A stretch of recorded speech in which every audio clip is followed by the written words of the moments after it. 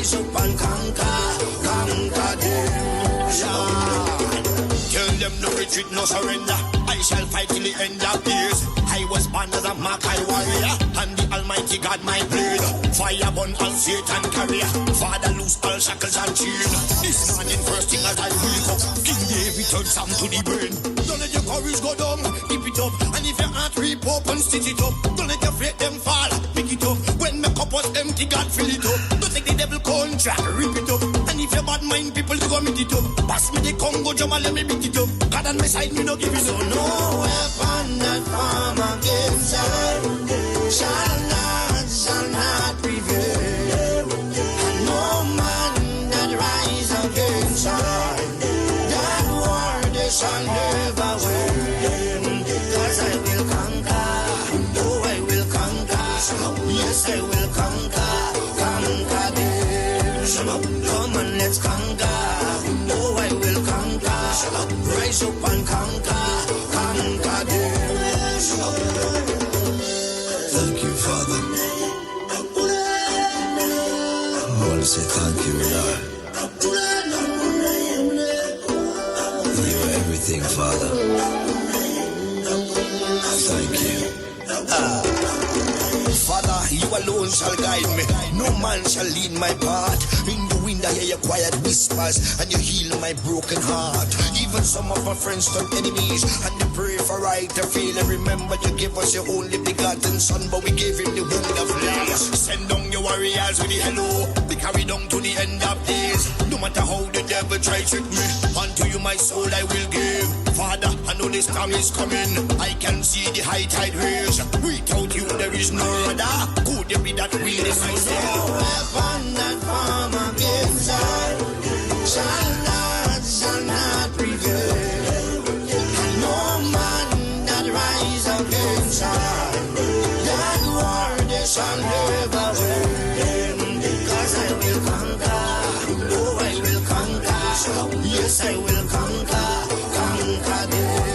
Come on, let's conquer, oh I will conquer, rise up and conquer them. I am a man, I am a champion, I am a warrior. So who are you to tell me that I cannot make? Who are you to tell me that I am not the greatest thing that God ever created?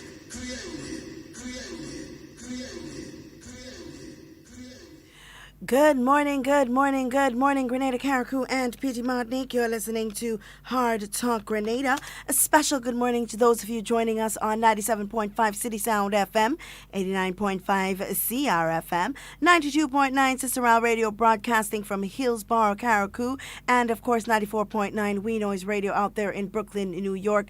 A very special good morning to those of you joining us on the live videos, whether it's on Facebook, whether it's on YouTube, wherever you may be. A very special good morning to you. It is a beautiful, beautiful morning in the Spice Isle of Grenada. We've been blessed with some showers this morning, so we are thankful for that. It's been dusty, it's been hot, and we've had some water shortages around the island, so we are grateful for the fact that we've gotten some rain, and of course we hope that it continues. We have a lot to talk about this morning, and it's Monday. Yes, last week was a very heavy week. I must admit, there was a lot of information being provided and whatnot, and it was a very heavy week, So we are going to open the lines very early this morning to take some calls. The number to call is 440-7377 if you're if you're local, if you're in the diaspora, and you want to give us a call. The number to call is 347-329-3101. Good morning. Good morning. How are you doing? I'm good, and how are you? I'm doing fantastic. Thank you for asking. All right. You're a first caller for the morning. Oh, great. That's great. So tell us what's on your mind. So I'm calling from the diaspora. I live in Florida, and I'm just trying to find out, I'm scheduled to, be back home to visit my family next month, and we're just, waiting to see when we're going to open the borders, if we're going to be allowed to come back home, visit our families for 2 days or stuff like that. So I'm not too sure if, what's happening. We're not getting any news as yet. So, we're just waiting to see what's happening. I'm not too sure if the Prime Minister or if the health officials, the Minister of Health, if they're going to make any statements on that. I'm not sure if he's going to be on the air this morning to speak about that. So, just wanted to reach out about that issue. Because I know I'm not the only Grenadian that lives abroad that actually, wants to get back home, see their families, how they're doing and stuff like that. You're absolutely correct, caller. But thank you so much for calling and for your contribution, okay? Sure, definitely. That's no problem. All right. Now, to answer the caller's question, as it stands right now, our airports are closed for commercial flights. Now, if you are a Grenadian in the diaspora, and this is from what I understand, if you're a Grenadian in the diaspora and a group of you can come together and say, okay, listen, we want to come home and we're going to charter a flight or we're going to organize a charter flight. Now, I'm not sure if the embassies in the different countries, along with the Ministry of Health and Ministry of Tourism here, will organize any more chartered flights. Of course, time will tell. And I know a lot of people are overseas waiting to come back home. And of course, we want you home. There's no place sweeter than Grenada, right? No place sweeter than home. Who sang that? I can't remember who sang that, But there's no place sweeter than home. But of course, time will tell if more chartered flights will be given for Grenadians abroad to come home. But what I can say at the moment is when you come, and this is a discussion that we've had for a very long period. As it stands right now, there is so much happening around the world as it relates to COVID-19. We have been blessed to only have 20-something cases. We've had no deaths. We've had no serious illnesses. We've had nobody hospitalized in critical condition. So we have been blessed so far to have managed COVID and the situation of the spread of COVID-19. Now, the quarantine period, and I keep telling people that the quarantine period for COVID-19 is 14 days. Now, discretion must be used. So, for example, if you want to come back to visit your family, you must ensure that your stay is more than 14 days. All right? If the protocols will change over time, we don't know as yet. As it stands right now, it is 14 days. So it is important for you to understand. It's not that we don't want people to come. It's not that we don't want our tourism sector to be back up so people can visit. It's not that we don't understand that there are Grenadians who come and visit for 2 weeks and go by and these things. We understand that. However, it is very important to note that if the quarantine period is 14 days and you plan to come to spend 7 days, bet your bottom dollar that you would spend that 7 days in quarantine, unless for some reason the protocols change. All right? So I want the people abroad to take note of that. Please. It's not that we don't want you guys to come home. It's not that we don't want you to visit your families. It's not that we don't understand that you are regulars. All of that matters. However, it is also important to note that the safety of the general population is also of paramount importance. And it is with that reason we must adhere to the 14-day quarantine period. That is not just a protocol here in Grenada, but is an international protocol around the world. To the call on the line, just give me 1 second. I have in studio with me this morning Mr. Roland Bowler. Good morning, Mr. Bowler. Good morning, Miss Duncan. Good morning to the public that is listening in to us. It's a fantastic Monday morning. It absolutely is. We have a call on the line already. Good morning, caller. Hi, morning. Everything. Very well for this morning. Mr. Boland, I want to look into the situation what's going on in the world today with the coronavirus. And I do believe when you elect a leader, to serve and to protect and to give the people of the country that they are ruling the right information. And I looked, and what I saw, leaders misleading the people in the country about the coronavirus. And if the world, the doctors, that the professionals give the information that the people need to wear a mask, what if that happen? Leaders in telling the people in the country that they should be protecting, not to wear a mask, not to have the social distancing. I wonder how could you say you love people and you putting people's life in danger? You put people's life in danger. You have to protect the people. And if you love people and care about people, you have to give them the right information. You have to protect them from danger. We have to say in our country, the leader that we have is doing what he's doing. He lead by example. Because in many times we want to tell people what to do, but we're not doing it. And you see, the influence of a leader in a country is important. Because you have people, if the leader don't do that, they're going to do it. But I want to say to leaders, lead by example. Look at the situation in the world today.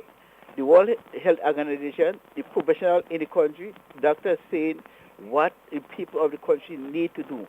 But you have leaders misleading the people that they should be protecting themselves. So I want to say to the leaders of the world, obey the instruction of the World Health Organization. Because when you obey and you do it, a lot of people go to look at you as an example and follow you. But when you mislead them, some people go want to follow what you said. Because a leader has to know his purpose. And your purpose there is to protect and to serve the people that you are governing. Mr. Duncan, Mr. Bola, you have a God bless you. Thank you very much, caller. Thank you. This is a caller who has been consistent with his call that we should obey the rules as prescribed by the WTO. He has always called and said so, and I think more of us need to understand that and to practice what is out. We have a call on the line, Mr. Bola, and then we'll get back to that train of conversation. Good morning, caller. I'd like to pose a question to you. I'm sorry, say that again, please. I want to pose a question to your host. Okay, before you do that, could you please lower the volume of the radio in the background? I'm sorry, say that again, please. Radio. There is no radio at... but there's an echo. I've paused the audio. Okay, wonderful. Go ahead. Yes, hello? Yes, go ahead.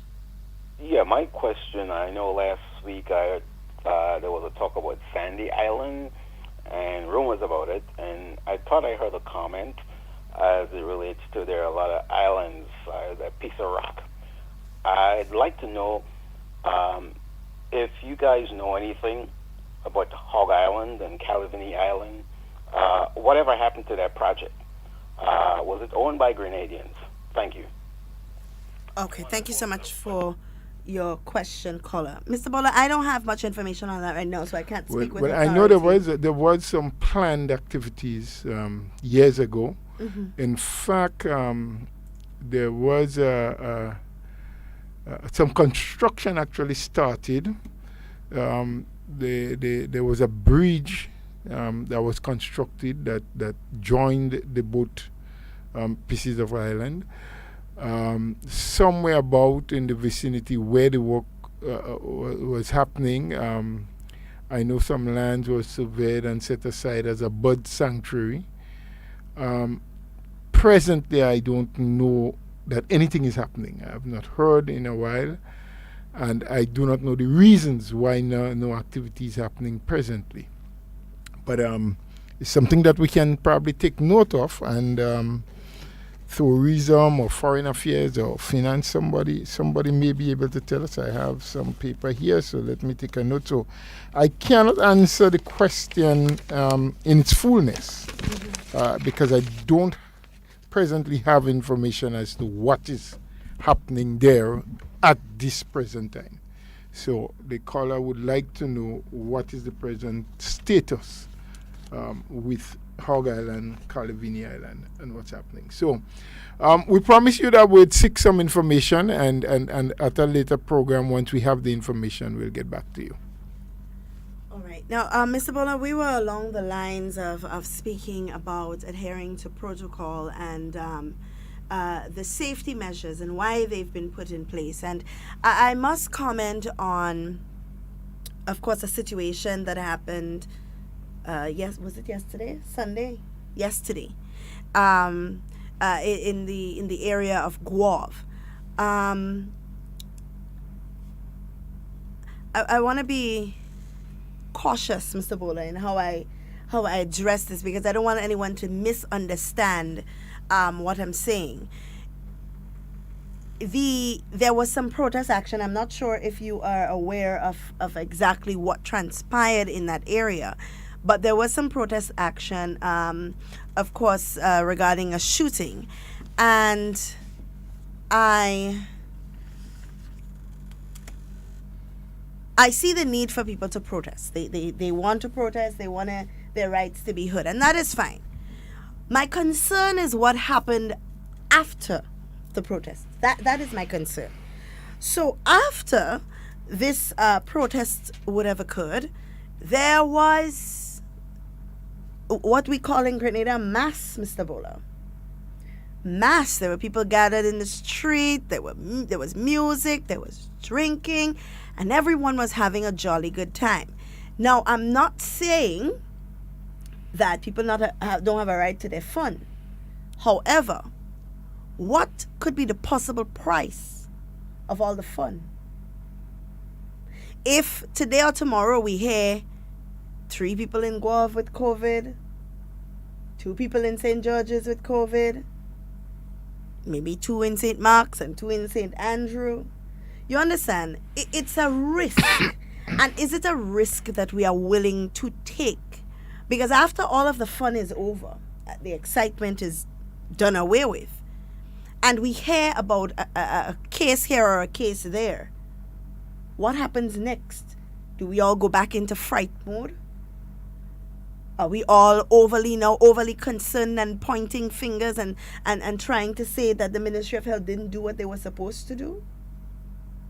Are we not adult enough and responsible enough as a people to understand the situation that we are in and still be precautious in our actions? What do you think? Well, you've asked me if I heard. Well, I did hear several stories, several different lines, which I would not get into because there are too many, and I do not know which one is the most authentic. So I'll wait until the lawman or some person having gathered everything, all of the details, gives an explanation as to what. But it did entail some shooting incident with the police and a young man and what have you. Right.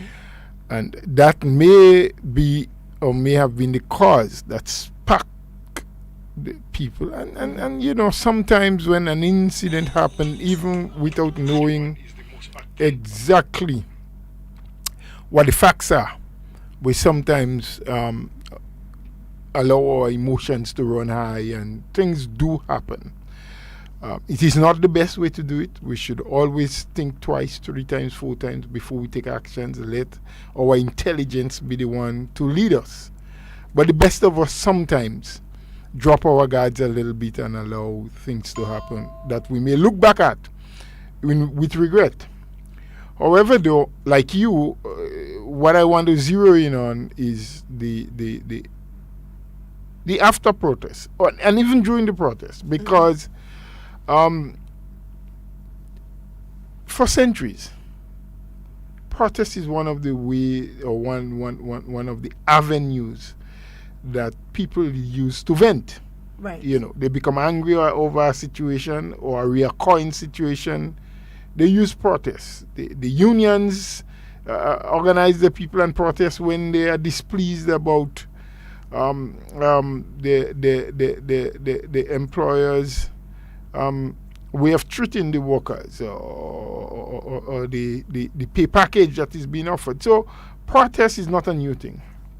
However, in this scenario, in this time, present time that we're living in, with the onset of COVID-19 and the problems that it has created, not just for Grenada, but the world over, knowing that there is a pandemic in the air, knowing that countries 100-fold stronger than Grenada in terms of their economy and their science and their ability and their resources have been brought to their knees, and some have been thrown on their backs because of COVID-19.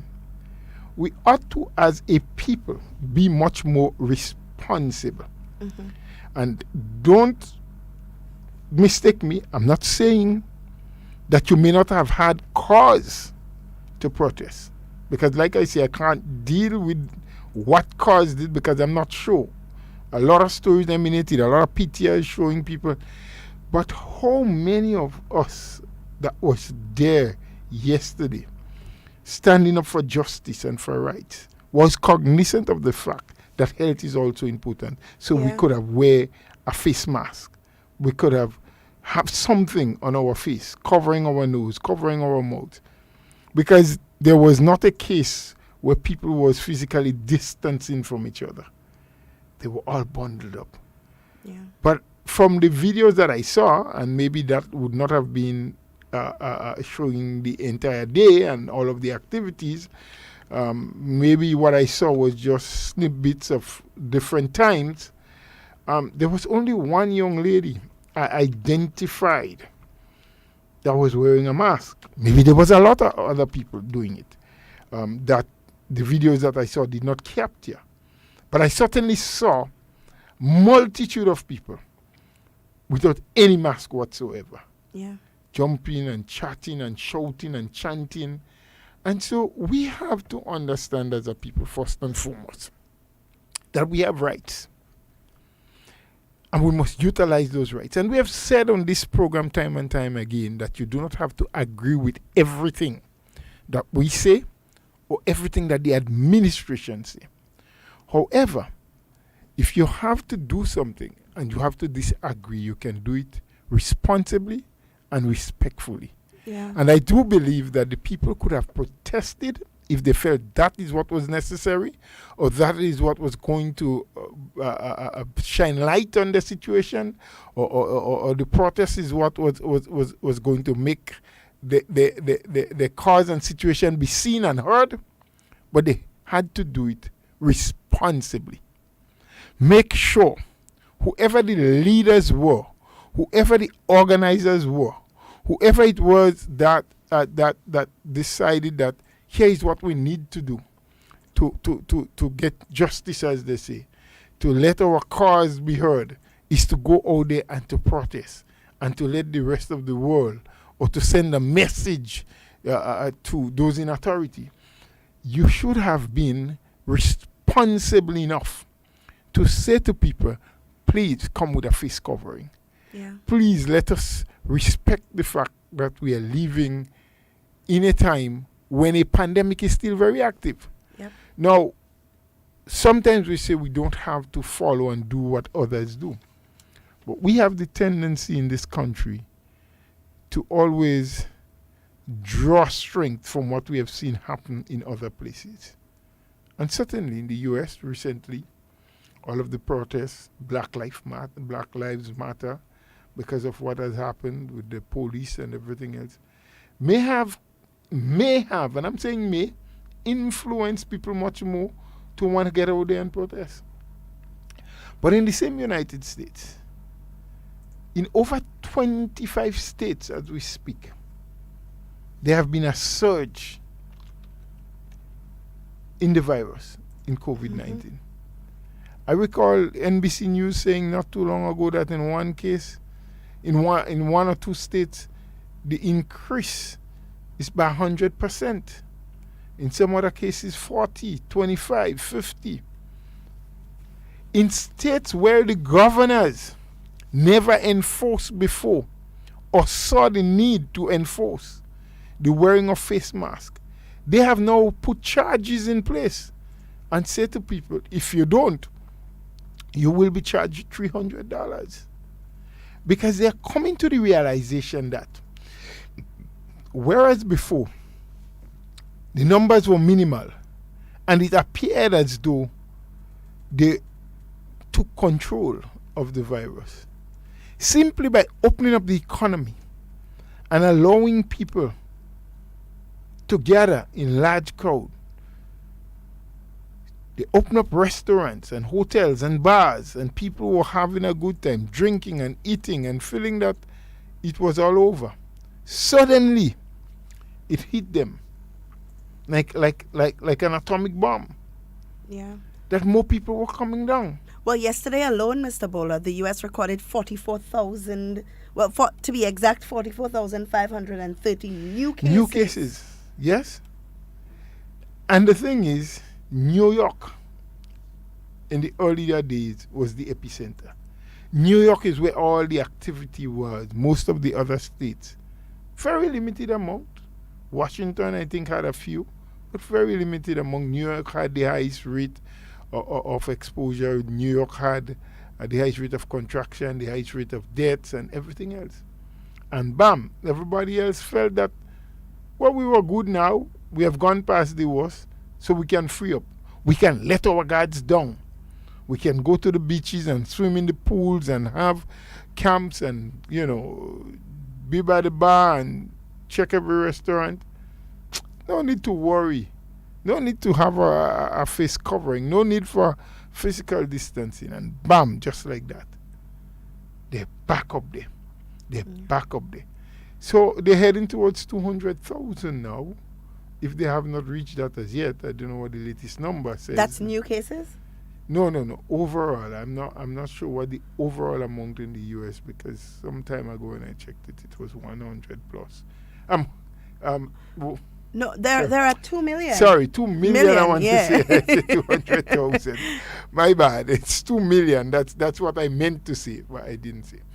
Now, we are getting into all that to show our people and to say to our people, hey, while we are loosening up and there's a lot of easements and things are getting back to a state of slight normalcy to what it was like before COVID, we still have to be careful. We need to still social distance as much as we can. Wear our mask as often as we can. In fact, the law says once you're leaving your home, the confines of your home, you need to have a face covering. We need to still obey the protocol of washing hands regularly or using a hand sanitizer. Because neither you nor I knows where the next case may be. If it's already here or not. The fact is, I've heard people saying, well, the ministry declared that we have no COVID. Why do we still have curfew? Why do we still this? And why we can't this and we can't that? The ministry can only declare what they know medically. From the tests they have done, from the people they have had interaction with, from those who had the virus, from those who came in and they have been quarantined, they have no cases that has been medically proven. But what's about the thousands of us who have not been tested? What about the thousands of us who get into contact with people of different origin and nationalities on a daily basis? What about the fact that they tell you the asymptomatic people shows no signs, and sometimes even when the test is done, a first and a second, sometimes it doesn't show up at all. There's no reading that you have the virus, but you are a carrier who can infect other people. So we have to be cognizant of those things. We have to understand that while we out there and we ride the buses, the public transport, or we go into the market, into the supermarket, what have you, because there's greater latitude now, we are not cramped and tied down to shop within a certain amount of hours, but they're extended hours now. While we do all those things, we need to be cognizant of the fact that the person standing before you or behind you or alongside you could be a carrier that has showed no signs, but can transmit the virus to you. And you in turn can bring it to your family.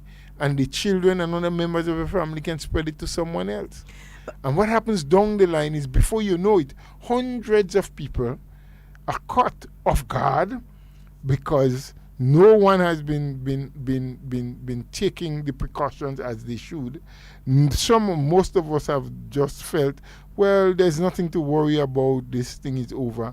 And we've gone in the streets and jumping and whining and DJing and dancing and so. And not that all of those things are bad. but let it be done in a responsible way. Yeah. We're keeping the protocols in place. And so I felt that whoever it was that clamored for, that organized, that made sure that activities took place in Gov yesterday did not act responsibly enough, and the people who participated did not behave as responsible as they should in terms of making sure that they had some kind of face covering to avoid the possibility of them contracting or attracting. Because we know, based on all that we are told, that the virus do not get into us just like that. Someone carrying it has to sneeze or cough within a 6 feet radius from us, and if there is no covering, it can get into our nostrils, into our mouth, or our hands touching someone, or touching surfaces, or touching a tissue or something that some carrier may have used, and then putting it in our faces, eyes, nose, mouth. We would be transmitting the virus into our bodies. So let's please just try. I know it is not easy to do. I know how a lot of people feel, because a lot of people speak with me. I know how they feel that it's a burden to carry on a face mask. It's a burden to be at home by a certain time. It's really stressful that I can't go to a party. Yeah, people say. I even heard some people go as far as to say, well, we hear there might be a second wave, so Prime Minister, give us a chance to make a dance or two before the second wave come. And sometimes we say those things in a manner that sounds as though we're joking about it. But this is real. This is our lives. And if we are not prepared to do what is necessary for the protection and preservation of our own lives, whom do we expect to do it for us?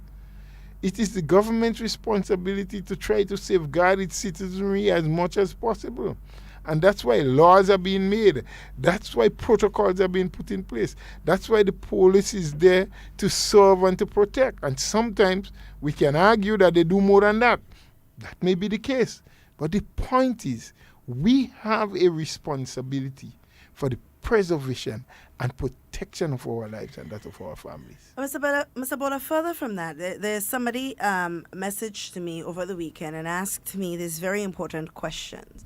They asked if the protocols as it relates to beaches have been totally abolished. And I asked, well, why are you asking that? And that person went further to indicate that apparently on Sundays or over the weekends, that Bathway seems to be a hot spot for beach activities. Now I want to be clear. When the protocols were revised, the only thing about the protocols that were revised, and correct me if I'm wrong, Mr. Bola, was the fact that we can now utilize the beach up to or close to 11 o'clock, because 11 o'clock is curfew. So you want to make sure you leave in time to get home before the curfew, before it's time for the curfew. But as far as I know, that's the only thing that has been revised. Now, what is happening, apparently this person is saying that people are going up there and they're having cook and they're congregating and socializing, and no precautions are being taken into consideration and all of that. Now, this is my problem with this, Mr. Bola. There is a large portion of the population who follow the protocols, who, just as everyone else, wants to have a little more freedom, wants to be able to go out with their friends and have a little drink, want to make a little lime on the beach, these kind of things. But we understand the reason why we cannot. Now, there's another portion of the population who believes that, well, we ain't no cases, so let we get what we could get now and call that judge. Now, it is unfair and it is selfish to think that way. Because what if, for example, Mr. Bola, we have another case of the coronavirus, right? Some people may ask, well, how? We borders locked, how we going to get our next case? Nothing is impossible But we still have cargo ships coming in. We have cargo ships. We have airlines bringing cargo, not passengers. Exactly. We do not know the crew on either the vessel, the ship that's coming, or the cargo planes that bring in cargo, bring in medical stuff. They are being tested. They are not supposed to be out in public interacting with anyone. But even the people, because we have local people who work at ports of entry. Yep. And they have responsibilities, and they do come into contact and commingle with these people. Yes. And if they themselves do not observe the protocol and try to be as safe as possible, one of them can contract it. Yeah. And all it takes is one person. Yeah. to One contract mistake. it. Yep. One mistake. And then it spread again. And we have to be mindful of that because, of course, we have repatriated flights coming in as well. Our local people have to deal and interact with these people also. So it is not impossible for us to get another case of the virus. So we still have to, at this point, be cautious. We have to move around frightened and afraid, and we want to go nowhere and all of these things. But a lot of the things that we are doing is unnecessary. And it's very unsafe, and it has me concerned that at the end of the day, those of us following the protocols, those of us who are working assiduously to ensure that our families are kept safe, will fall victim to some irresponsible action by just a few. Well, I hope it never happens, but we can never be too cautious. And my thing is, if it is your desire or you think it is absolutely necessary, some people say they need to do certain things as a stress reliever. That's what they call it, if there is anything like that. By all means, once you are within the ambits of the law, you do what you have to do. But please do it responsibly, making sure that you're protected, that your face mask is on or your face covering, because some people don't want a mask or don't like a mask, but they use a scarf or a small towel or something and they tie it over their face. Make sure there is some kind of face covering. So you, in case you have contracted the virus and you're asymptomatic, you may not affect me, and I will not affect you because we both covering our faces, or wearing face covering. Yeah. So yes, do it if you think it's necessary or you think there is a need, but do it responsibly. Yeah. So you can be in bathway, fetting, socializing, but make sure you have your face mask on and tell your friend that he or she needs to put their own on. Tell the people that you're congregating with, look, for our safety, for the to provide safety from each other, or to provide safety for each other, we must all be wearing a face covering. Mr. Bola, it's funny, and I've been listening and looking over a period of time at the way we behave as a people sometimes. It's very easy for us to choose which laws make sense to us and which we should obey and which don't. Because you tell somebody, okay, well, wearing your face mask is the law, it's part of the protocols and we must obey it. Oh, that don't make no sense. But then you tell someone, oh, well, the law says that, you can't arrest somebody like that. They are different.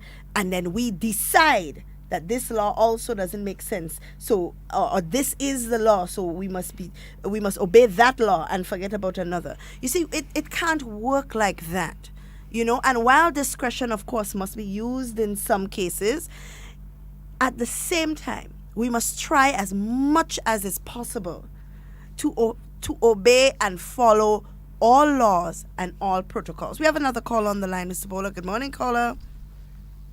Good morning, Miss Bola. Mr. Bola. Good morning, Miss Duncan. Good morning. She's not Miss Bola yet. Hold on. Don't preempt anything. When that time come, I'm gonna tell you. I'm going too quick. So Yeah. You have too much pace. Slow down. All right. I'm calling because I have a concern, Yes. and you're all on this topic this morning, but I have seen a high level of hypocrisy over the weekend, and I'm saying it respectfully so.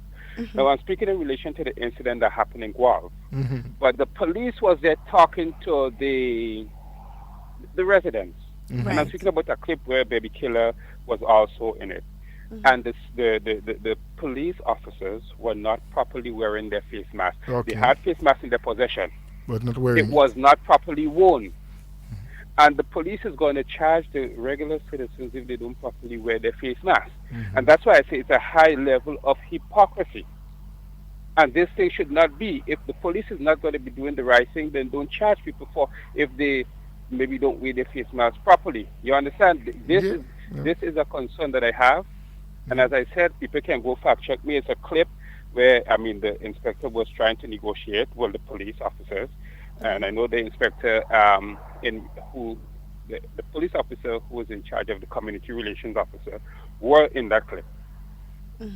So people, and I'm saying that, I'm giving these details so people can go check to see for themselves, to see, well, if I'm lying, if I'm just exciting things.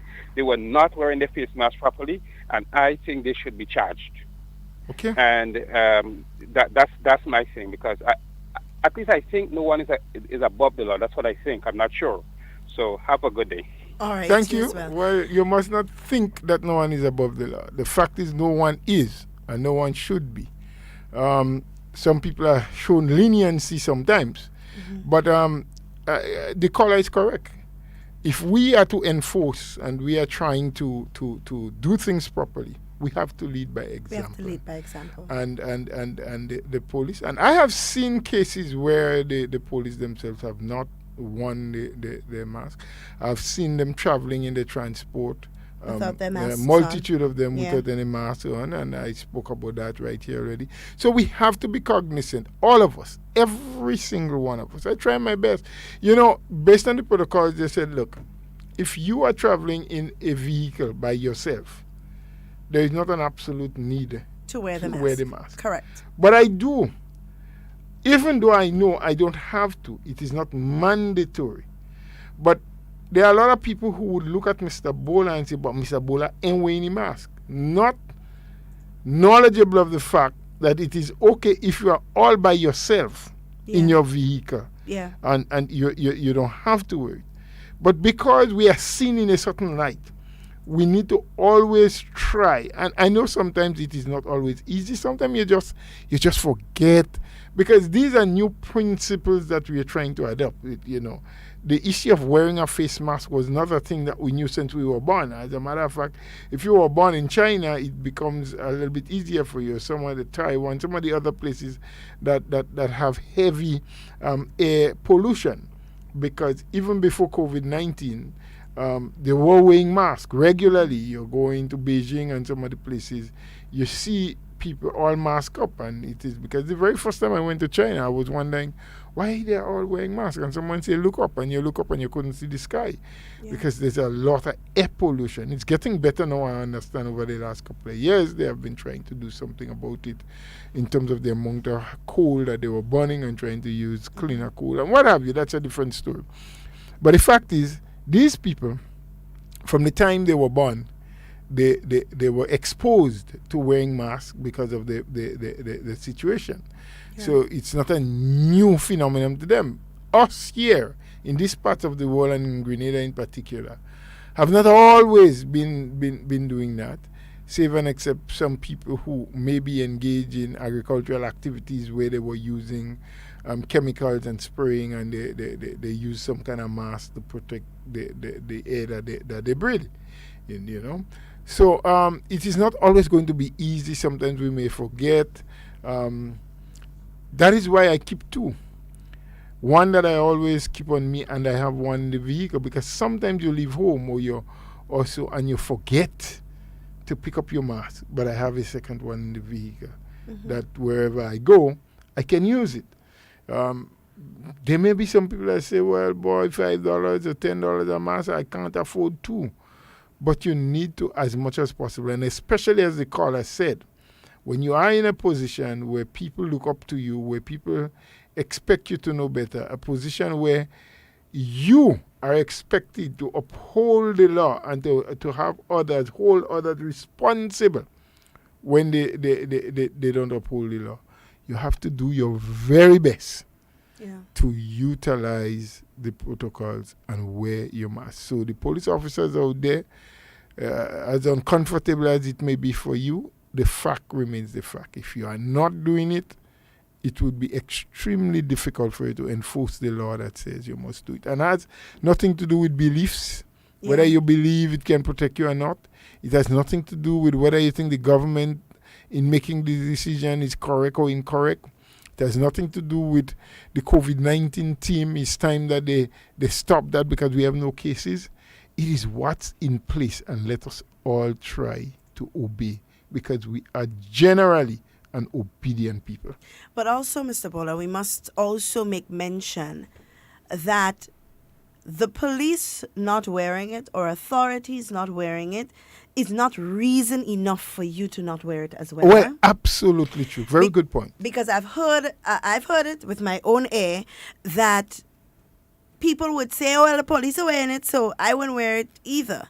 And then you get charged and you're upset because you get charged for not wearing it because you're going on the premise that you've seen a police officer not wearing it. Now, I always say to our people that it is important to ensure that you report things or you speak about things to the proper authorities. So yesterday, in that same conversation that the caller is talking about, there was a gentleman who made mention of reports or situations that occurred involving that same police officer, and he mentioned that, well, he always doing this and he always doing that, and the police officer in charge, they asked the important question, which I always ask, well, have you ever reported it? And the answer was no. So he, in his wisdom, said, if you don't report it, then how will we know? How would authorities be and able you to see, deal it's with important for us to always report things, because then we turn around and we say, oh, well, police never doing nothing, or government never doing nothing, or this person always doing this X, Y, and Z and getting away with it. But it's the same thing as if a pipe busts in an area, Mr. Buller. I feel my neighbor call about the pipe, and my neighbor feel I call about the pipe, but none of us can call about the pipe, so the water just there wasting. It's the same concept. If you never report something, whether it has happened to you or you have been witness to it, if you've never reported it, then you cannot with authority say that nothing is being done about the matter, because you have not reported it.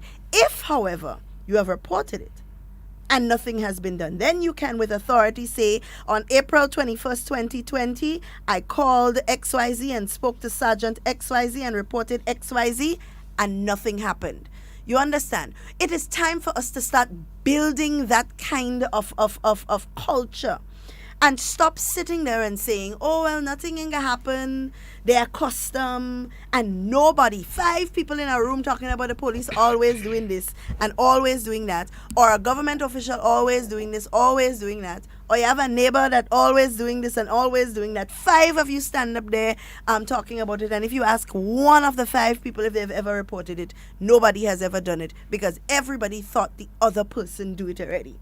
It is your responsibility as a citizen of Grenada that when you see injustice being done, not just pick up a placard and go and march when it is time to march, but make it your duty that you report these actions to the police. A lot of times we witness things happening and we don't say anything. We don't report anything because we already have the preconceived notion that nothing will come out of it.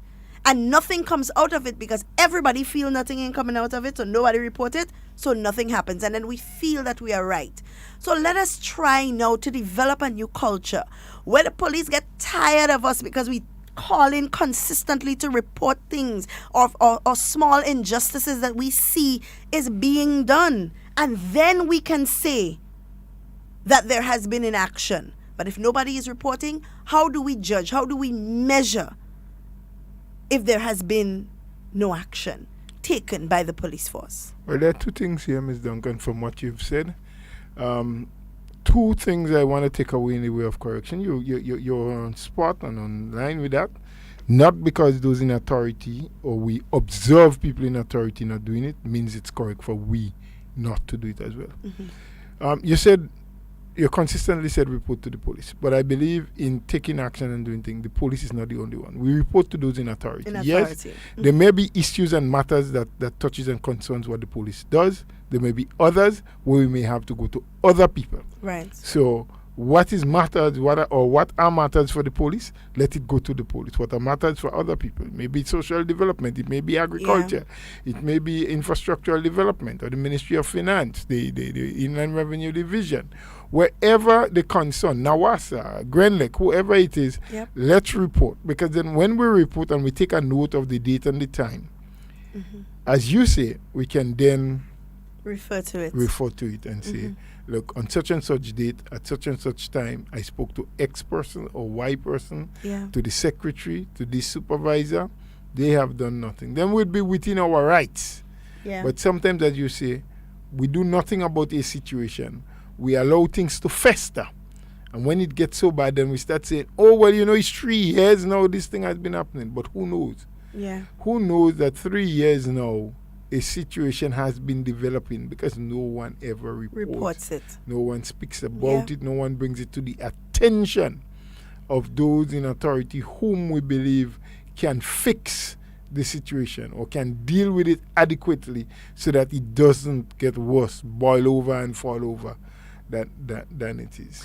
So let's start adopting that attitude of making sure that when we see things that we consider are not being right, or rules or regulations being broken, or people are not following through as they should or what they should, that we bring a report. And it is not about being inquisitive or having a hatred for another person. It is about being a concerned Grenadian that would like to see rules and regulations that are put in place for the benefit of protecting us are being followed by all and sundry. Because all of us, none of us is above the law, none of us is greater than, none of us, even if we are the drafters of the law. And we hold the power, Mr. Bola. We hold the power because a lot of people say, oh, well, the police, or some people say that the police, they're powerful and they abuse their power, but we are the ones that give them the power. And we can very easily take it away, Because, for example, you have a certain police officer and he's been committing acts of injustice for a long period of time, and we continue as a people to be our brother's keeper, to report that police officer. You really feel if 10 reports of that police officer has been given to the authority in the police force, that person would remain in the position that they are in? I'm quite sure that action has been taken. Sometimes the action that has been taken may not be the result that we want it to be. And that is something that we have to learn to live with, Mr. Bola. It is something that we must accept. Sometimes what we want to happen in the way that we want it to happen, it may not happen. But we must at least give credit where credit is due and say, an action has been taken. And then we can move further from that and say, okay, well, this action I don't believe was sufficient to the cause. So let's see what more can be done. But if nobody reports, nobody says everything, everybody walking up and down the street and saying, hey, he doing that, but nobody has taken the time to report anything, then how can we now say that injustice has been done to us by the police force when the people in authority know nothing of what you speak? Even know. So we have to take that into consideration. I'm not saying that nobody calls, because I know the first thing some of those who do make complaints go say is, well, I've been calling for years, I've been calling and I've been saying, Some people do. Some people do. And also, along that line, some people become nuisance. And that's why I told you, the police is not the only one to call. Yeah. Because some people, if a dog barks too loud in the night, they call in the police. They call the police. If a child breaks a pipe on the other side to them, they call the police. Yeah. Every single thing. And it's not everything that has to be handled by the police. Yeah. Yes. So we need to know what should go to the police and what should go to other authority. Yeah. And let us respect the fact that the police has a lot on their hand. Albeit that we can sometimes prove that some of them don't always do as well as they are expected to do based Yeah. on the job that they are performing. But we need to respect them because we always will need the police, at some point in time in At our some life. point. Yeah. And when something happens, and I am not here to judge who is right or who is wrong because, as I said, I don't know the facts in this story. I've heard many different sides of the story. Mm-hmm. But most of us in this country would like to call the police and get their assistance when something is happening, that we are not very happy about. Mm-hmm. Someone invade your home, someone stealing from you, whatever the case may be. So sometimes, even if in our minds we believe the action that a police officer may take would not have been the appropriate one, we still need to calm ourselves. Let our blood don't overboil, don't allow, because they may be wrong when the facts come out, when the investigation is being done. But we still need them as life goes on. We may have an issue and a situation and we have to call them. And I'm not saying that when they are called or they are told of a situation that they must not deal with it. They have to. It is their job so to do. But you will not have them being very encouraged and enthusiastic to do it if you have always been bashing them and battering them. Yeah. And saying that doesn't mean that if they are wrong or they have done something wrong, that it should not come to light and should not cause an investigation to happen and justice be done. Justice is for everyone and should be for everyone. Yeah. But we need to be careful how sometimes we try to get justice being administered. Yeah. And who makes us the judge anyway? Who tells us that when a situation occurs, that we must be the one to determine how justice is being dispensed to? That is true. Yes? We need to check.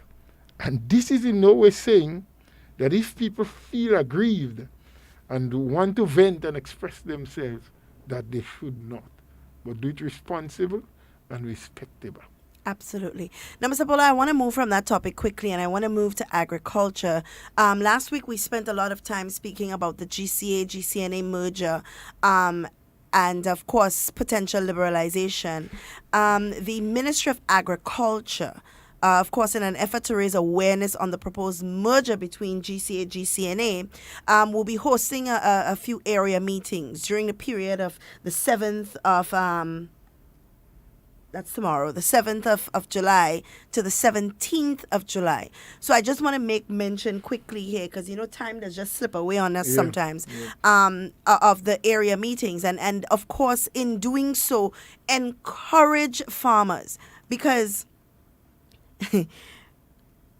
we sometimes vent on social media, Mr. Bola. We sometimes say a lot of things in small circles, social circles. But when it comes time to ask the pertinent questions to the authorities that have control over the situation, we tend not to do so. Yep. Now, I've received reports of many, and I've made it my duty to find out as well, of reports of the different meetings that the GCA-GCNA have been having over the past few weeks since the announcement has been made. And one of the things that is clearly noted in all of that investigation is the fact that in all that is being said, the important questions are still not being asked by the farmers. So at the end of the day, right, whether there is a merger or not, the farmers still leave without knowing if they have shares, if they don't have shares, what their assets are, what the disadvantage and the advantages of the merger is or could have been. They will not know, because no one is asking the important questions. Nobody is seeking further clarity on the situation. And I feel that sometimes we approach things too emotionally. And it's okay to approach something emotionally at the beginning.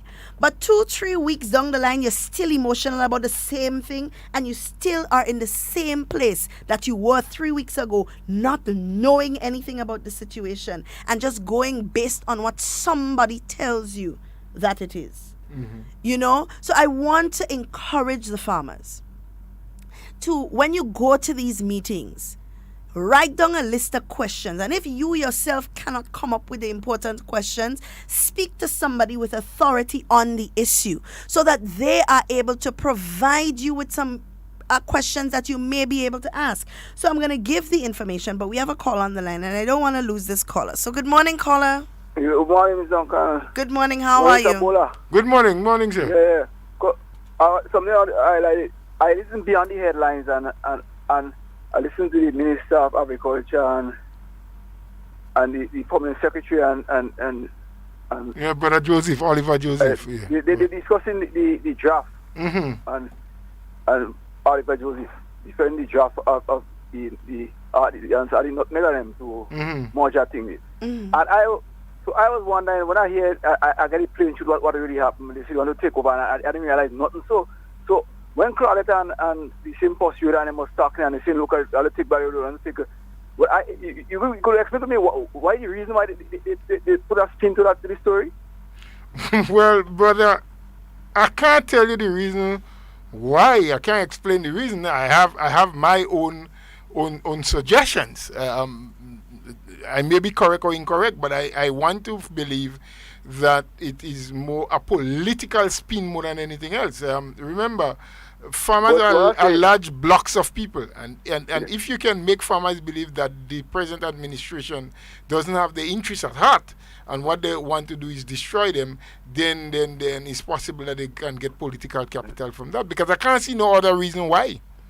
Yeah, because when they set it up like the government drafting draconian land, look at it, they want to take the farmers thing from them and they they know that they know to the set they're not true, but I guess they might deceive a few of them farmers. But they say, what they say that when I hear the other side of the story, I say that it's also listen to two sides of the story. Three sides they say. Three sides. Just come and do that, so they have to know that what they're saying is not true. Take care. Have a good day. All right, have a good day too. But as the caller would have said, just said, and we need to always listen as much as we can and investigate and ask questions, as you were rightly saying, Ms. Duncan, because some people just want to feed people what they like, you know, and that's what they would want people to believe. Because over the years, this issue of merger is not a new thing, and we have shown that over the last week. We have had people coming in, we have had farmers calling, we have different people. This is something that's been in the making over 20 years, since in the 90s. We talk about all the studies that have been done, from the CEDA report since 1992, from the fact that the nutmeg industry almost collapsed in the early 90s because of price depression and all those things. And the fact that you have people on those boards, some of them on both. Some directors who are on nutmeg is also on cocoa board, and they are more concerned about the what they're getting for their pockets than the real issues with the farmers. And all the government is saying, look, you will cut costs tremendously. 80% of the people, and that is according to the association themselves saying that, who grow cocoa grows nutmeg. But they pay two boards, they pay two managers, they pay two accountants, two different secretaries. And government is just saying, look, you can do much more efficient business, and it is the same set of people you're dealing with. You know, 90% of the people, the farmers you see in a cocoa association meeting, you see them in a nutmeg association meeting. Yeah. But they're paying two separate boards. And what you have is that there are some people who manages or in charge in one board and also on the other board. So they are taking two bites at the farmers, right? And they continue to tell untruths and give misinformation to the farmers to keep them in a place where they will not think for themselves. Last Thursday there was a meeting at the Deluxe Cinema in Grenville, and a lot of untruths were said. You know, the government just want to merge the two companies and then take it and give somebody else. Now, if that's government intention, why would government want to go through all of the trouble and all of this headache for 20 years to have you merge? Yeah. If the intention is to give it away, if government has that authority, then they can just do that. Yeah. They don't have to much to do that. So it's about time that we tell the farmers the truth. Let the farmers make their minds up what they want or don't want based on facts and truth. And stop playing games. As the farmer asks, why do you want to lie so blatant? You have a draft. And a draft means a draft. It must be discussed. Changes can be made based on points made. And the people who are in charge to oversee the merger are members of the Cocoa Association, the Nutmeg Association, private sector people. Not one government minister. There is not a government minister on the oversight committee. Yeah. Right? Well, Mr. Paula, it is a touchy subject, but in everything that we say, it is important for them to ask the questions themselves. Because we could say what we want to say. GCNA board members can say what they want to say, but at the end of the day, the farmers must be the one to ask the questions, because they are the ones who stand to lose and gain from this, you know. And some farmers are asking the question, and they're asking good questions, because I can just give you an example. Consistently, they have been selling mistreat to the farmers. So in 2017, if you remember, I spoke about that, when the association Cocoa Now was on the verge of dropping the present price they're paying to the farmers, that they reported that to the Minister of Agriculture, who in turn went to Cabinet, and Cabinet felt that, look, the little pittance that the farmers are getting, is it the right time to drop the price? And so they called in the board, had a discussion, and decided that government was going to help by giving them a loan of $3 million for price support so that the price would not be dropped.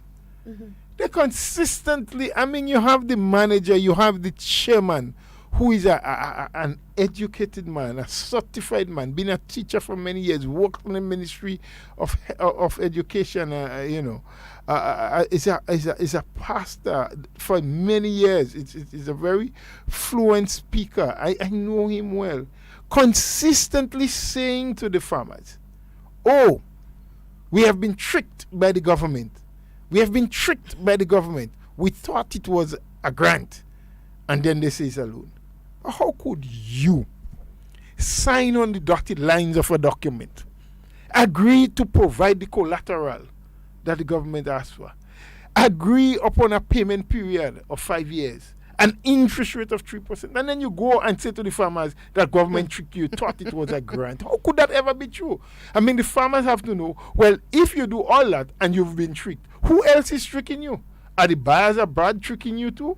If you allow yourself to be tricked thinking that you have to put up collateral for a grant and you have to pay interest for a grant, and you sign the document, you sign it, and then you go and say to the farmers, so it's either you are really, really, really foolish, or the farmers are far more foolish than you are. Because I don't understand how could you sell that to the farmers, telling them consistently that you are tricked. Eventually, when they are not paying, government, there is some property in Moncton. And it should be known about the property in Moncton since during the days when CEDA, the same CEDA that did the report on the merger of the thing, in the early days, 80s and 90s, were giving a lot of assistance to cocoa. And they had what they call the Cocoa Rehabilitation Project. Now, they were allowed to build those buildings and offices in Moncton on lands that still up to today belongs to government, has never been vested in the association. The association does not have a deed and plan for the property, right? Still remains government land. Government say, well, look, we need one of the old buildings you have here, the ruins, for the purpose of building a child development center. You go ahead and value it. They valued it for $1 million, the old building, right? As I said, the land still belongs to government, just the buildings they own. Government never questioned, they never sent a second person to say, well, we don't like that valuation. They accept it and say, look, we'll mark that off against the loan that you got. Yes?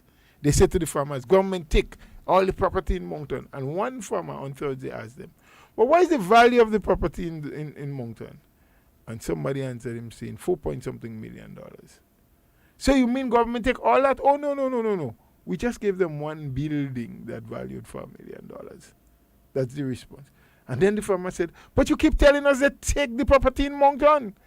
So if you're saying to the farmers, the government take the property in Moncton, the property means the property. The property, yeah. But if you value one ruin, one piece of building, and you have several other buildings there, and this is what the government has, which is a fact, and the Child Development Center, which they got grant money for, was built. I don't know. I don't think it's officially opened up yet, but it may soon.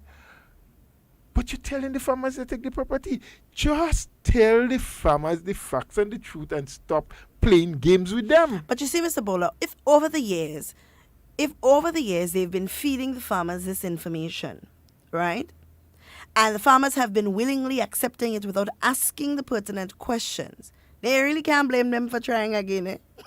But maybe not. But of course, we must have a conscience. You really can't blame them, because we spoke about this here last week. Yes. We spoke about not allowing people to mislead you and not allowing people to think of you or think so little of you that things that are so easily verifiable, you choose to lie to them about and just expect them to swallow it.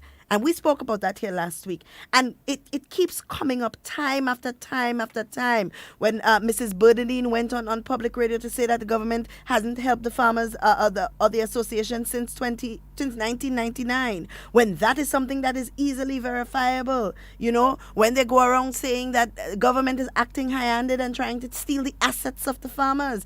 That is something that is easily verifiable and proven not to be true as well. In addition to that, Mr. Bola, when over the weekend, Wednesday, Thursday, they went around saying that they're selling Sandy Island, not knowing that these islands have been sold since the 1970s when Gary was in office. You know, Sir Eric Matthew Gary was in office. So you see, it is about knowing. And as I always say, and I wouldn't stop saying, it's about minding your business. You know, we have a caller on the line. Good morning. Oh, sorry. Oh, no, we seem to have lost that caller. But yes, Mr. Bowler, it's about minding your business. Because what you know, if you know, nobody can take away what you know from you. You understand? Once you are furnished with facts and you can reliably say that this is where I got my information and this information is true and factual and I can provide documentation to say, then nobody can take that away from you. We have a call on the line. Good morning. Yeah, I'm okay.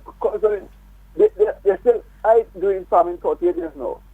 You say that belongs to us. It's some other thing. Up to date, I have never received a share certificate to say, well, food that to certify that say that I share all other things. And if I'm any other family, all the families in the area, if you have a share certificate, no. I say, how you could take ownership to that and you don't have a lot of share certificate? I said, but I like to treat people right. If you are supposed to get out of the share, out of the profit, supposed to get out of the profit, you get today, no farmers can prove that they have a share certificate. If a few want to, few maybe other, they are totally and I have a share certificate. Yeah, well, it's a good question that you need to ask when next you go to a farmer's meeting. Ask about the share certificate. Ask which farmer has, who got, and why others didn't get, if there's anybody who have, and how do you stake claim to what they're saying is yours, because they now tell you that the government want to take away your asset. As far as I know, the assets the farmers have is the lands they own and the crops on the land. Based on what I know, and if things have changed recently, well, or changed some time ago, I am not aware of it. The associations, they have not given anything to any farmer that the farmer can stake claim to it, right? And in the study done by Dr. McCullough in 2015-2016, he did suggest a way in which farmers can become shareholders of the corporation. All right. And that report is there? Okay. Stick a pin there. Let's take this call. Good morning, caller. Good morning, Miss Duncan, and good morning to Mr. Bowler. Good morning to you, sir. Now, let me start off here by saying, Mr. Bowler and Miss Duncan, I want to say to ACP Martin and his entire team that I really, as a Grenadian, I really appreciate the excellent job that the Royal Grenada Police Force is doing. Mm-hmm. And over the last few months, the true professionalism in the service was exposed. Now, Mr. Bola, I had the opportunity to visit many countries, many, and I'm quite comfortable saying that the Royal Grenada Police Force is one of the most professional and disciplined force anywhere in the world. And the performance is well documented to back that up. And the few shortcomings that will pop up does not change that. Mr. Bola, in Grenada, we curse the police. The same people go to America, they respect the police. In Grenada, when the police say move, we ask them for what? In the same people go to America, when the police say move, they move. And I'm saying all of this to say that, yes, there might be, yes, there are some shortcomings. But this police force we have in Grenada here, when you look at the criteria for judging how well a police force perform, how professional they are, I can tell you, the Royal Grenada Police Force stands out. And we know that, Mr. Bola. There are times when the kind of abuse that I see people met out to police officers, anywhere else in the world, they will be in handcuffs. In Grenada, we talk. The police reason. And I will end by saying, this Royal Grenada Police Force we have here in Grenada, under the leadership of ACP Martin and the other upper echelons, they are doing a job that all of the other Caribbean islands would glad to know that they had people like we have here in the Royal Grenada Police Force that is being paid to serve and protect them. And thank you all for the time. All right. Thank you so much for your contribution. So let me very quickly, Mr. Bola, because time is upon us, let me very quickly call out the locations and the dates for for these meetings. The first meeting, July 7, 2020 in St. Andrew. It's at the Grenville Secondary School at 4 p.m. So tomorrow, the 7th of July, 2020, at the Grenville Secondary School for the farmers in the area of St. Andrew. For the farmers in the area of St. John, the following day, which is on Wednesday, July the 8th, at the Concord Government School at 4 p.m. Then again on that day at the Cloget Community Center at 6:30 p.m. On July the 13th, 2020, the area of St. George's or St. George at the Boca Secondary School at 4 p.m. July 14th, St. Mark at the St. Mark's Secondary School at 4 p.m. The area of St. Patrick on July 15th at the St. Patrick's Anglican School at 6 p.m. And on July 17th, 2020, the St. David area at the venue that will be announced at a later date. All right. So what we'll do is we'll take time to ensure that we put this up on our Hard Talk page and share it around so that the farmers in the different areas who want more information on this can do so. Because at the end of the day, Mr. Bola, there are going to be people, influencers I call them, who will have their opinion on the matter, who would have their reason as to why they believe it should or should not happen. But at the end of the day, the decision must lie with the farmers, whether they believe that this is best for them or not. And the only way they can make such an informed decision is by getting all of the facts and understanding what this merger will mean for them as farmers. Of course, you are correct. There are people that have very strong opinions for. There are people who have very strong opinions against. They must all come in the same melting pot. Yeah. the farmers will be able to make an informed decision if they are well informed with truthful information. The ministry has its role to play in getting people to understand, and I congratulate them.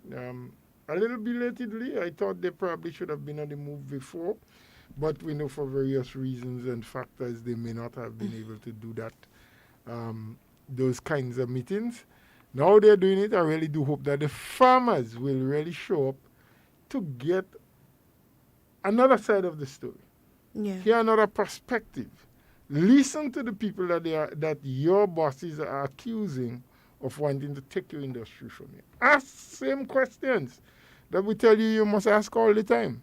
Find out from the ministry why you're doing that. What will be the benefits? How would I as a farmer now be able to earn part of that amalgamated or merged association? Yeah. What benefits are going to derive from it for me as a farmer, for my family? Would I have enhanced earnings? So you go there and you ask sensible questions. Let your children, your wife, your grandchildren, because a lot of our farmers now are senior people, especially those in that cultivate these long-term crops. We have a lot of younger farmers, but most of them are into the short-term, the vegetables, the melons, tomatoes, cabbage, They go for that mode and into the nutmeg and cocoa. But get your questions in. Get answers.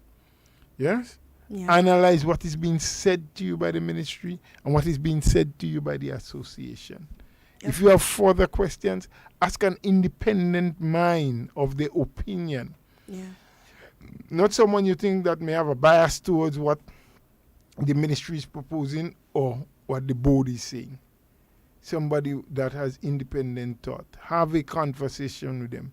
Make it your duty to be informed and well informed with facts, so that your decision that you're going to make will be a decision made not by fear or by hearsay, but a decision made from the standpoint that you weighed everything you heard and you want to do what you think is best, not just for you as an individual farmer, but for every farmer and for the sector in general, because there are great benefits that can be derived if things are done properly.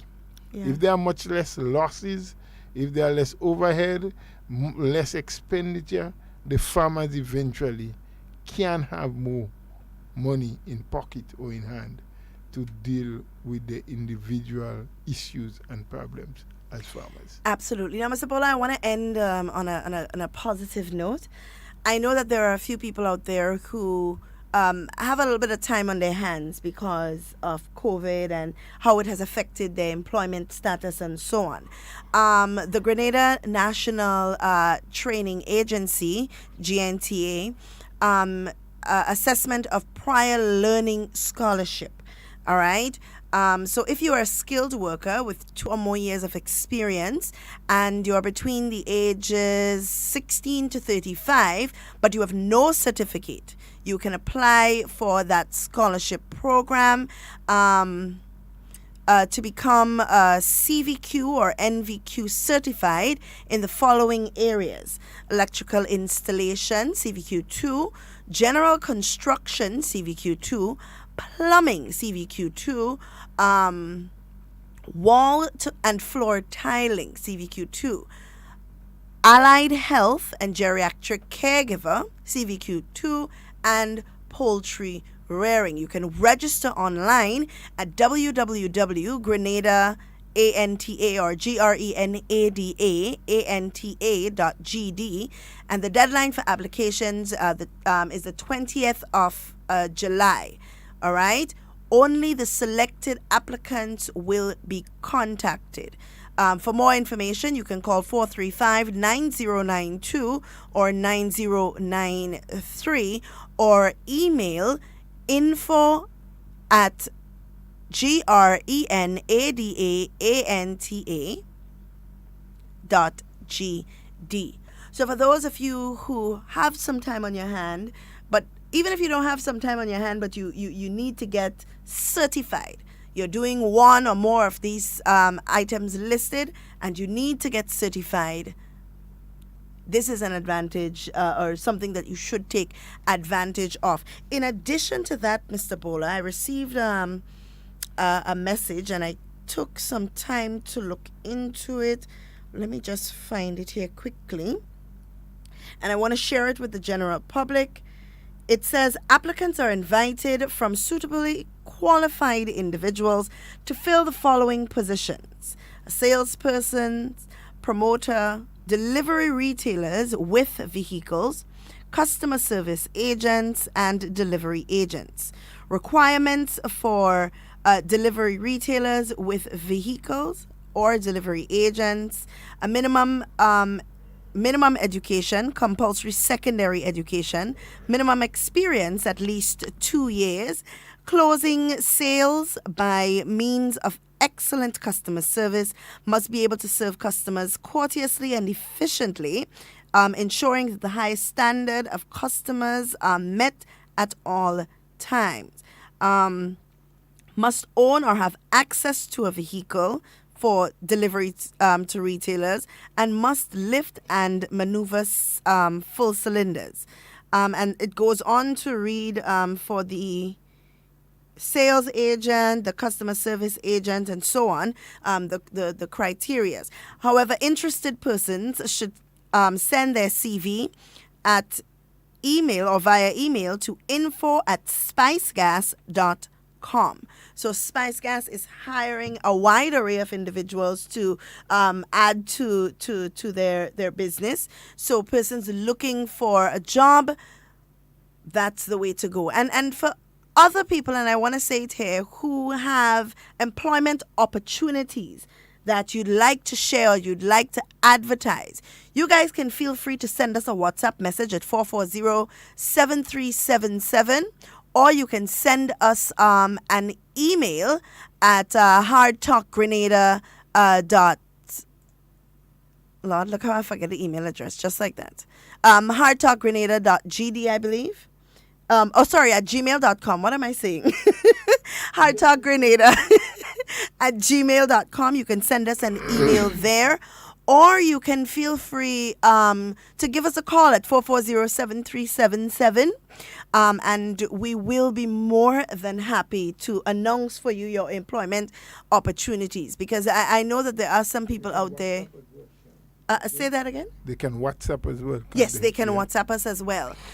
So please, share with us your employment opportunities. I know there are a lot of people out there looking right now for a job. Because, of course, they've been displaced as a result of COVID-19. And also, I believe the Grenada Development Bank, they had a job fair. Was it a job fair? Recently, where they met with entrepreneurs and so on to find out what their business was and how they can invest into their business to make it better, to meet the needs of Grenadians, which is something that more people should be taking advantage of. Well, of course, I know they have something like a brochure where they are telling you the different areas. In fact, they're advising people on areas that may have business opportunities or may be lucrative enough,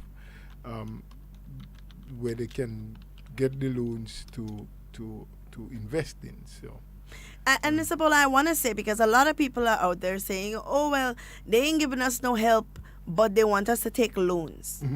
I want people to understand that it is so very important to invest in yourself and to invest in your future. When you open a business, you're not opening a business to invest in other people. You know, that business is yours. That business it would be your brainchild, basically. You are investing in yourself and your future and the future of your family. And if you have children, them too. You understand? It is so important. And it comes back to having a plan for the future. So you may have a job and you may open a little poultry farm where you sell some chicken or you sell some eggs, and you can create employment for somebody else. You know, we have to work together to help build each other. It isn't always the government that must provide jobs for everybody, or big businesses in the private sector that must provide jobs for everybody. But we must also understand that we can be a part of that, you know. We can be a part of that equation. Because I could be working here on radio every day, and in the background I have a agriculture business that thrives. You don't must tell everybody your business. No, I don't have one, but I'm just saying. Yeah, the thing is, government will provide the enabling environment. And we must take it. In every challenge, there will be opportunities, as we said before. Yeah. And likewise, every opportunity will bring about challenges. Yeah. But we cannot just sit back and say, oh, that challenge is too great. Oh, I don't see the opportunity in the challenge. If we do that, that's what it would always be for us. Remember, success begins in the mind. And if you make your mind up, as we would say, to get something done and to do it well, and you put your all into it, you put your shoulders to the wheel, as we would say sometimes, you put a little elbow grease, and you push, you would even be surprised at how well and how much you can do. But it is important, it is necessary for you to do, because at the end of the day, no one else has a responsibility to take care of you than you.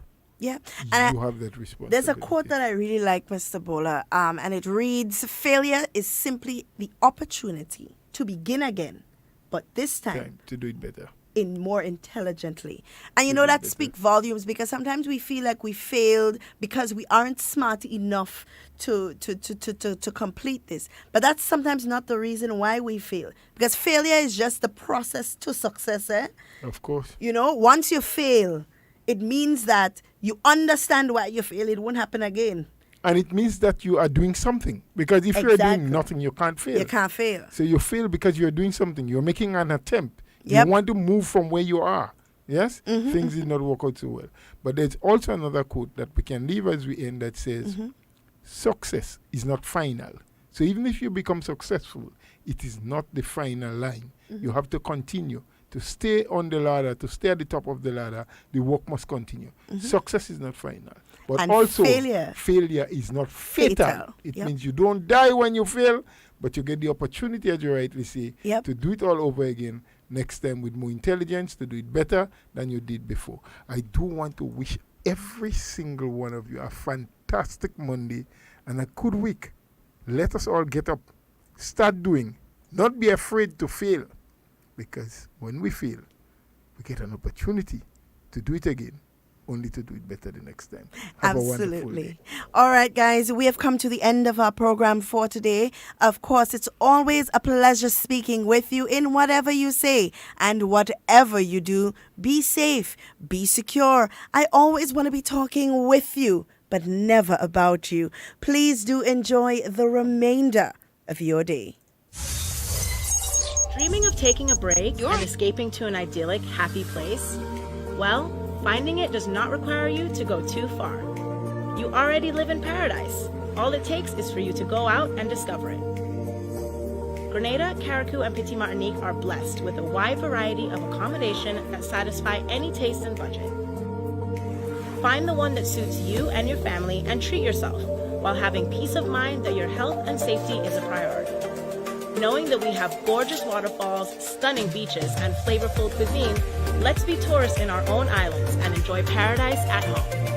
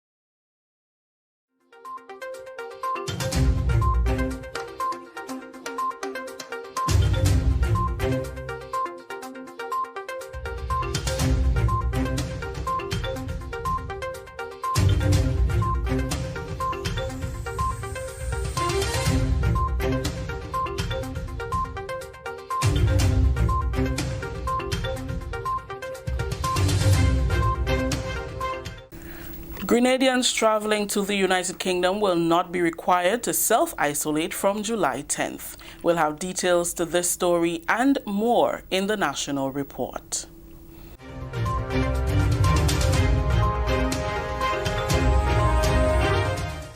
With the details to the news for Friday, July 3rd, 2020, I am Rikisha St. Louis. Grenadians arriving in the United Kingdom after July 10th will not be required to self-isolate. This is due to the island being included on the list of countries for the UK's travel corridor. Grenadian passengers must not have been to or stopped in any country that is not included on the UK's exemption list within the last 14 days. Tourism and Civil Aviation Minister Honorable Clarence Modest Kerwin says this is welcomed news for the country. I have been very pleased to note, and also I'm sure everyone in Grenada, Carriacou, and PT Martinique will be pleased to know that we have been numbered among the several countries permitted by the UK to enter that country without having to self-quarantine once we have not passed through or been to any other country within 14 days of entering the UK. There was an earlier list in which Grenada was not included, and I wondered why, and several others have asked why, and the matter was raised with our UK High Commission, our High Commissioner in the United Kingdom. And she investigated the matter and brought up the issue with the authorities, and I'm sure that would have contributed greatly to the reversal of the decision, or rather to the inclusion of Grenada into that list. Grenada is among 59 countries that have been given clearance by the United Kingdom. Minister Modest Kerwin commends the UK for recognizing Grenada's efforts to control the pandemic. We have done well in terms of preventing the spread of the disease and treating those who have contracted the disease in such a manner that we have lost no lives thus far. So I'm very pleased and gratified that our efforts have been recognized by the United Kingdom, and this ease would certainly facilitate persons who would like to travel to the UK for whatever reasons. Despite the challenges brought on by the COVID-19 pandemic, CPEA level students in Grenada still have something to be happy about. 1,743 students were assigned to secondary schools through different methods used for placement by the Ministry of Education and Human Resource Development, in the place of tests being written in a physical location. We have more in this report by Chrisanne Mitchell. Many principals, teachers, students, and parents were anxiously awaiting this information, which involved the Ministry of Education using the CPEA internal assessment scores and the minimum competency test MCT grade 5 scores to assist in the assignment of students to a secondary school. The results, which are normally published to include the top performers, a much looked forward to aspect of the results release process, was replaced by one where each primary school simply received its specific copy of the grade 6 students' assignment with information for their students only. The ministry is not publishing the comprehensive listing this year. Of the 1,872 students registered for the assignment, 1,743 students were assigned to a secondary school throughout Grenada, Carriacou, and PT Martinique. This is 93.1% of the total. This number includes 884 males and 859 females. The Ministry of Education retained 129 students at the primary school level, 25 females and 104 males. The largest influx of students to any secondary school will happen for the Grenada Boys Secondary School, which will receive 140 new students.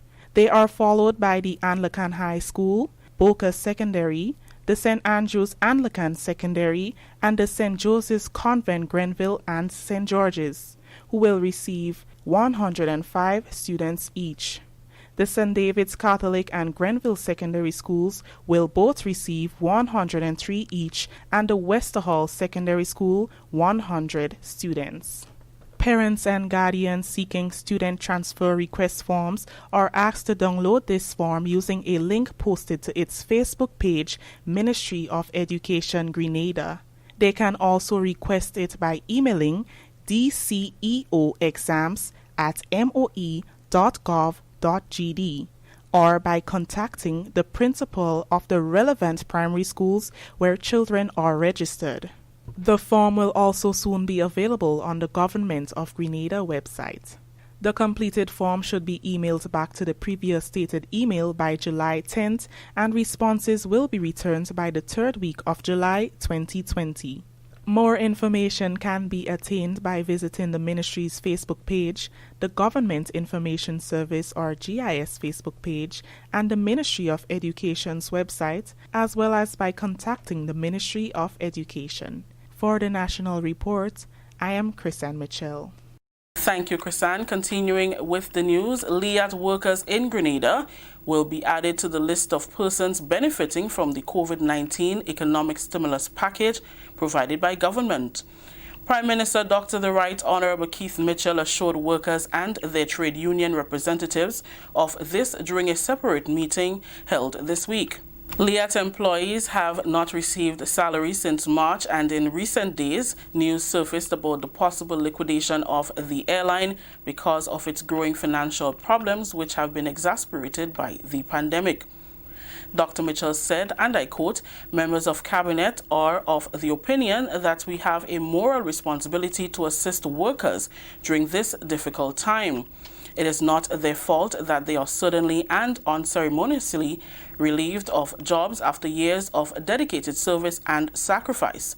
We have therefore committed to ensuring that they benefit from the economic stimulus package, which is specifically designed to provide some relief to impacted persons across the country." Unquote. The benefits provided under the stimulus package will cater to the immediate needs of the LIAT workers. The impending liquidation of the airline means that workers will be entitled to other benefits.